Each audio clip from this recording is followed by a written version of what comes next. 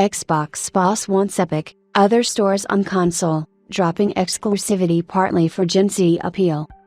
In recent months, there's been a lot of debate and concern about the future of the Xbox brand, with Microsoft seemingly tiptoeing away from exclusives and the traditional console business. In a recent business update, Xbox boss Phil Spencer and other execs sought to calm fears, saying major exclusives like Starfield are staying put, for now, and Microsoft is working on powerful new hardware, but fans have been skeptical in the face of flatlining demand for Xbox consoles. Well, Spencer sat down for an interview with Polygon at GDC, and it seems he has a new pitch. In Spencer's estimation, the console business has gone stagnant, and some of the things he's proposing, like stepping back from exclusives, are needed to get back to a place of growth. The lack of growth becomes a particular problem when the cost of AAA game development seems to be growing exponentially, from around $100 per game last generation, to up to $300 million per game this gen. I'll say the thing that has me most concerned for the industry is the lack of growth. And when you have an industry that is projected to be smaller next year in terms of players and dollars, and you get a lot of publicly traded companies that are in the industry that have to show their investors growth, because why else does somebody own a share of someone's stock if it's not going to grow? The side of the business that then gets scrutinized is the cost side. Because if you're not going to grow the revenue side, then the cost side becomes challenged. Spencer always likes to talk in broad industry terms. Everything he does is for the good of everyone.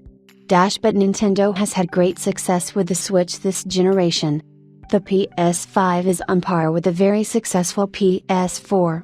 The only console badly stagnating is Spencer's own Xbox Series X, S. Sony is struggling to keep costs down, but ultimately, nobody's going to potentially benefit more from upending the console business than Microsoft.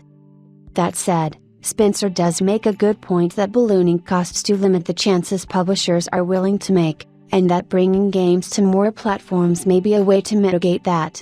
Of course, carefully keeping costs tamped down, as Nintendo has for decades, is also a possible solution. Spencer also points to a move away from exclusives as an inevitability, because those TikTok-loving Gen Z kids just don't understand closed platforms. This notion that Xbox can only be this one device that plugs into a television isn't something we see in the Gen Z research. Because nothing else is like that for them. Some of them will have an iPhone, some will have an Android, but all the games and everything is the same. I can still get to TikTok on both of them, at least for now. All of their stuff is available wherever they want. So for Xbox, our brand pivot, as we attract and maintain relevance with a younger audience, is Xbox is a place where I can find the great games I want to. Interestingly, in his effort to upend the console business, Spencer is even willing to take aim at the core financial model that makes them possible. Basically, companies sell consoles at a narrow profit or even a loss, but make up for it by having a monopoly on the games sold on that console. Spencer, meanwhile, would be willing to let storefronts like the Epic Games Store, itch.io, and others on Xbox. Polygon's article doesn't mention Steam for whatever reason. Consider our history as the Windows company. Nobody would blink twice if I said, hey, when you're using a PC, you get to decide the type of experience you have, by picking where to buy games. There's real value in that. Again, it all sounds very interesting, but we're coming off years of hype for Game Pass, which ultimately hit a ceiling in terms of growth. Even more years of hype about how wonderfully open the Xbox ecosystem is, leading to a distant third-place console. So, we'll see if Phil's latest big ideas pan out. What do you think? Are you intrigued by what Phil Spencer is pitching? Can these ideas grow the industry?